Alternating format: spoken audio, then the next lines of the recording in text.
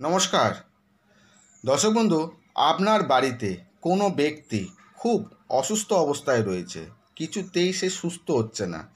প্রচুর টাকা আপনি খরচা করেছেন, প্রচুর ডাক্তার দেখিয়েছেন, কিছুতেই সমাধান আপনি পাচ্ছেন না। একটা উপায় আপনাদের দিচ্ছি, উপায়টা করে দেখতে পারেন। আশা করি মনে হয় সুস্থ থাকবে, ভালো থাকবে। কি উপায়?